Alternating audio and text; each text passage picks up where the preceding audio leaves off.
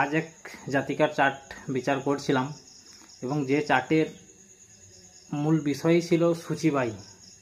কারণ এই সূচিবাইয়ের কারণেই ওনাদের পারিবারিক জীবনে একটা সমস্যা আসছে এবং দাম্পত্য জীবনেও এর প্রভাব পড়ছে। তো এই জায়গাটা থেকে মুক্তির জন্যই উনি এসেছিলেন। তো আমরা জ্যোতিষশাস্ত্রে দেখি যে চার্টে যদি মঙ্গল পীড়িত থাকে বা থার্ড হাউসে মঙ্গলের সঙ্গে রাহু যুক্ত থাকে তাহলে কিন্তু সূচিবাই ভয়ঙ্করভাবে লক্ষ্য করতে পারি আমরা চার্টে। তো এই জাতিকারও সেই কম্বিনেশন ছিল। তো এই সূচিবাই হচ্ছে যে একটা কিন্তু খুব ভয়ঙ্কর মানসিক রোগ, যেটাকে আমরা অবসেসিভ কম্পালসিভ ডিসঅর্ডার ওসিডি বলে থাকি, এবং এর বিভিন্ন ক্যাটাগরি আছে।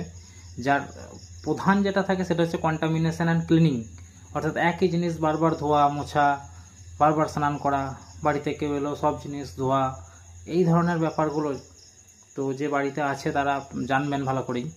তো এর কিন্তু জ্যোতিষশাস্ত্রে খুব ভালো প্রতিকার আছে, এবং ওনাকেও যে প্রতিকার বলেছি মেনে চললে অবশ্যই 3 মাসের মধ্যে এই জায়গাটা থেকে অনেকটাই বেরিয়ে আসবেন। তবে একটা জিনিসই বলি, এর জ্যোতিষশাস্ত্রের প্রতিকার যেটাই দেওয়া হয় সেটা কিন্তু নিজেকে করতে হবে।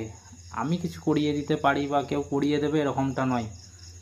তিনি যদি যা বলে দেওয়া হয়েছে মেনে চলেন অবশ্যই 3 মাসের মধ্যে একটা পজিটিভ রেজাল্ট পাবেন এবং এই জায়গাটা থেকে বেরিয়ে আসবেন। এবং মেডিকেলে তো এর চিকিৎসা আছেই।